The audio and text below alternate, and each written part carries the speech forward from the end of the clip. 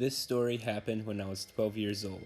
However, I still remember this with great detail. It was just one of your typical Tuesday school nights. I got home from school, finished all my homework, and was ready for the next day. I was quickly able to drift off to sleep as if nothing was wrong until I woke up to a noise. I could do nothing in my room but look at my alarm clock, which had it at 2:34 a.m.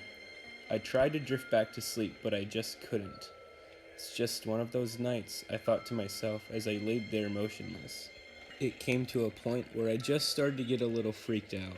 Like, when you can just kind of feel yourself being watched? I was in that moment when I started to look around my room. I heard a slight rocking sound coming from my closet door. I knew nobody could be in there because that closet was not a walk-in closet. But the sound continued until, much to my discomfort, the door started to open, as if someone was inside. Light emanated from the closet as a gigantic, horrendous, and ferocious blue beast walked inside my room and roared. I screamed and screamed, but this was only what the beast wanted, as a yellow tank behind the beast started to fill up with red lights. I must have been so scared I passed out, because the next thing I remember, it was time to get ready for school. I don't know if this was a horrible nightmare or part of sleep paralysis, but I do know that what happened there felt very real, and I am haunted by images of that beast every time I go to sleep. I've had a back problem for many years now, but I've been able to help and treat it since. Life was normal aside from having to take medication at the beginning and end of every day. It never became too annoying as I was able to incorporate it into my daily life. Anyways, it was a normal day and I just got home from the bank. I needed money to pay for a meal at a restaurant because I had plans to meet my daughter. She has grown into a very nice lady. She has a nice job, a nice house, and a family of her own. I haven't gotten the chance to talk to her for quite a long time now, so needless to say, I was very excited. It was getting to be about that time where I needed to get ready to go. I did so quickly with much time to spare. I went down to make my way down the stairs where it happened. I tripped and fell from one ledge to the other until slowly laying myself onto the floor. I went to get up, but my back started to hurt way harder than it ever has before. I could say nothing but to call for my life alert. Help! I have fallen, and I cannot get up. I look up to the biggest surprise of my life. There was a camera pointed directly at my head, with a mic being removed from my face. It was all a charade for these guys. They knew I was going to fall helplessly, yet they stood there anyway, all to the benefit of their advertising campaign. In my very first job, I worked in fast food. It was a decent job with below average pay, but I didn't care. Just something to give me enough money to get me throughout the week.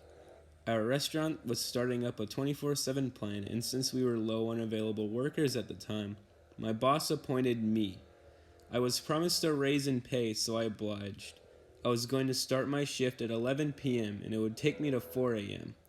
$14 an hour sounded a heck of a lot better than my usual $7. Sure, I would be working later, but it seemed worth it at the time. It was a summer job too, so I wouldn't have to worry about getting up early for school in the morning. It was my first night. I would have the building to myself because we were short on staff. The plan was to swap who had the watch when the shift was over, meaning my replacement would arrive when I clocked out, which was 4 a.m. on the dot. 1 hour went by and there was exactly one customer, someone who was just passing by that needed a little something before his trek back home. As the night went on, I noticed something. The lights seemed to flicker on and off on their own. It wasn't too bad when it started, but with each passing minute, it became more and more prevalent. Next, I heard the phone ring from within the other room. Everything should have been taken care of if it was my boss. I figured it was a customer perhaps asking for a specific order or a delivery. I went over and picked up the phone on the wall and waited for a moment. However, weirdly enough, there was absolutely no answer. After a few hellos of mine, I made up my mind that it was of no use, and I hung up. Weirdest phone call I ever had to receive. I was then alerted to the bus outside, which parked right outside of the restaurant.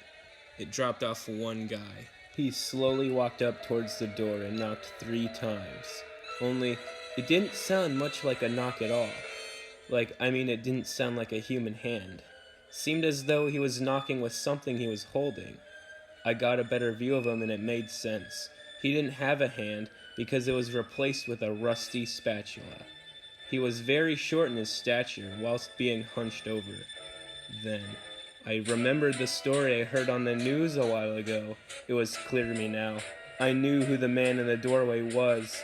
The door opened and I screamed at the top of my lungs. The sash ringing, flash springing, bash pinning, the hash slinging slasher. Ah!